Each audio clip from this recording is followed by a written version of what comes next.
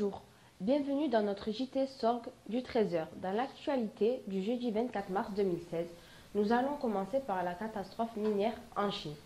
Puis nous allons continuer avec le procès qui fait polémique aux États-Unis. Dans un autre registre, nous suivrons la demi-finale de basketball. Et enfin, dans le cadre de la semaine culturelle, une rencontre photo en Arles suivie du reportage Tous à l'opéra. Nous retrouverons Jamila pour la météo.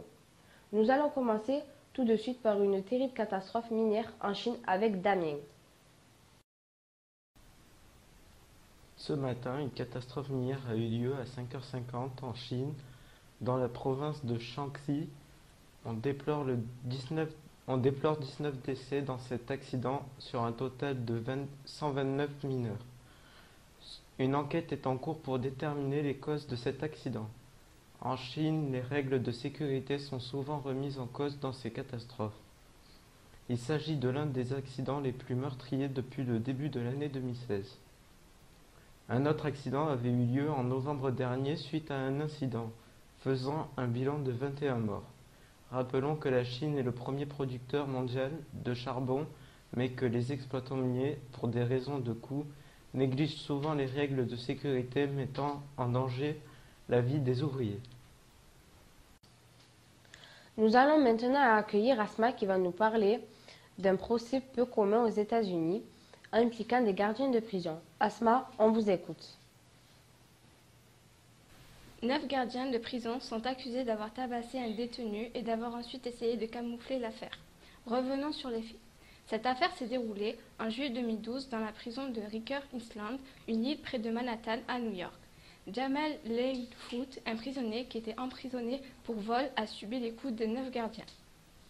Le détenu souffre de multiples fractures. Les surveillants ont prétendu que c'était le prisonnier qui les aurait attaqués.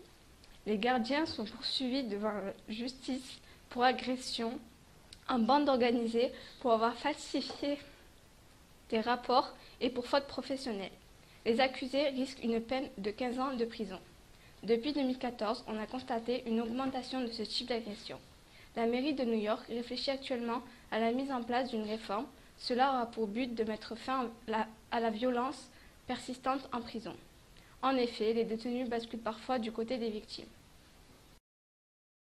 Merci Asma de nous avoir donné quelques informations sur le début de ce procès aux États-Unis. Nous suivrons avec vous l'évolution de cette affaire pour connaître la condamnation des accusés et les causes de cette agression. Passons maintenant à un sujet sportif dans le domaine du basketball avec la demi-finale d'Eurocoupe avec notre journaliste Ali. Bonjour, je vais vous parler des quarts de finale de l'Eurocoupe en basket qui se déroule à Strasbourg le 23 mars 2016. Longtemps menés, mais portés par un Kyle Wims, les joueurs de Vincent Collet ont fini par revenir au score. Ils disputeront la première demi-finale européenne de l'histoire du club. Nizhny Novgorod accroche un match nul 91-91 mercredi soir, mais Strasbourg gagne finalement après un match avec beaucoup de suspense par 2 prolongations. Strasbourg était encore mené de 18 points en début de deuxième mi-temps, mais Kyle Wims, héroïque, en a décidé autrement. Strasbourg est la première équipe française à atteindre les demi-finales de l'Eurocoupe dans l'histoire de la compétition. Le match aller aura lieu en France mercredi 29 mars contre les Italiens de Trento. Les Strasbourgeois se déplaceront ensuite pour le match retour en Italie le 6 avril. Merci Ali et souhaitons bonne chance à l'équipe de Strasbourg dans cette compétition sportive qui approche à grands pas. Poursuivons avec Chara qui nous parlera des 47e rencontres photographiques d'Arles. Et oui, cela se passe près de chez nous. Je laisse Chara vous en dire davantage. Le 23 mars, le Festival d'Arles a dévoilé son programme qui se passe du 4 juillet au 25 septembre 2016. Il s'agit de rencontres photographiques avec une quarantaine d'expositions et des rencontres avec différents photographes dans la ville. Cette année, le festival se décline en 3 ou 4 sujets qui sont complémentaires les uns les autres. Penchons-nous sur 2 thématiques prévues. Après la guerre, raconte nos guerres et leurs conséquences, du début du siècle dernier jusqu'au début du XXe. Ensuite, Street, propose des photographies revisitées par des photographes contemporains comme Peter Mitchell. Ces rencontres permettent de réfléchir sur le monde qui nous entoure. Cette 47e édition est dédiée à l'écrivain Michel Tournier, décédé en janvier dernier, l'un des fondateurs du festival en 1970. Nous espérons, les spectateurs, que vous aurez envie de vous rendre à la cité historique d'Arles pour profiter de cet événement. Poursuivons notre actualité culturelle avec un reportage réalisé par Jamila, Aurélie et Manon, qui se sont rendus pour vous à une exposition Tous à l'opéra à la médiathèque de Sorgues. Merci Amel. Nous voici donc en direct de la médiathèque de Sorgues qui présente une exposition intitulée Tous à l'opéra. Depuis toujours, l'opéra est un art vocal majeur. La scénographie permet de préparer la future scène. La mise en place des éclairages et des décors sont en effet essentiels pour créer une ambiance et contribuer ainsi à une réussite du spectacle.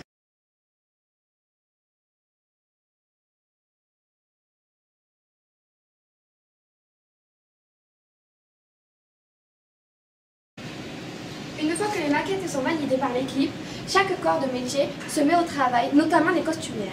Elles dessinent des croquis, différents costumes, avant de passer à la réalisation.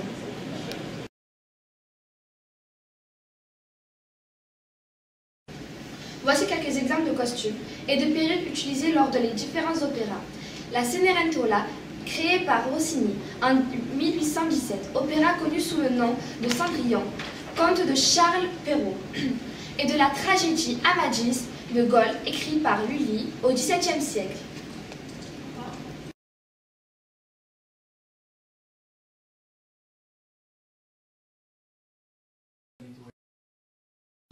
À présent, voyons le résultat de longs mois de travail des différentes équipes de l'opéra.